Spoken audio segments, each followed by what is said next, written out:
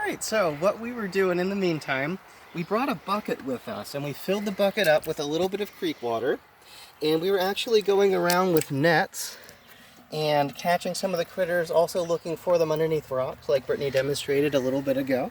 So here's one of our nets. You can just use like an aquarium net or something that you may have at home if you have one, in addition to looking under rocks.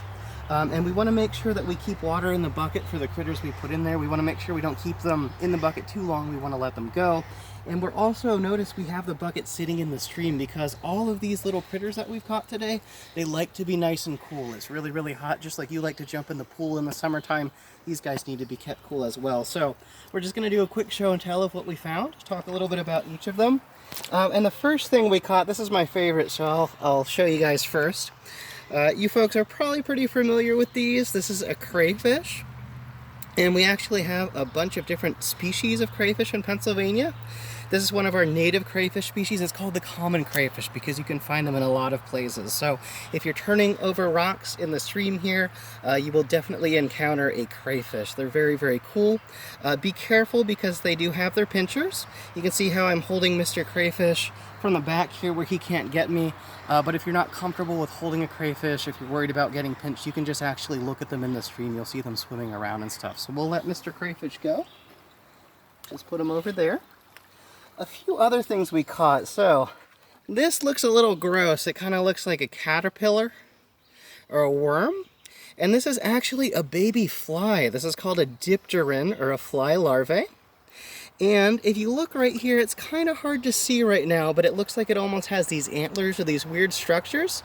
This is on its rear end, but that actually helps it breathe in the water. And these guys mostly are eating leaves and stuff like that. So this is a really big one. Usually they're a lot smaller than this, but this one's pretty impressive. They don't bite or anything like that.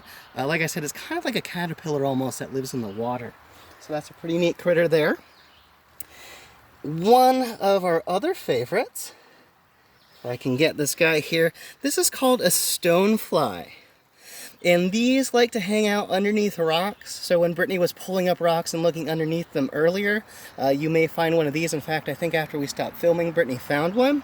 They kind of look like tigers in their coloration, and it's really hard to see. Oh, there we go, because this guy's wet, but they have two tails. We can see the two tails right here, so that's how we identify these. These are actually predators, so they eat smaller bugs inside the stream. So we'll let our stonefly go. We caught a few other critters in here. We have, if I can grab them, here's actually another stonefly that's a little smaller than the other one. And in addition to the macroinvertebrates, now none of these critters that we just showed you have backbones. We did catch a few vertebrates, some fish which do have backbones today, so we'll show you those also for fun. And this fish right here, if I can get him, let me try and get him. And be really, really careful with fish. Just try to catch them with nets if you can.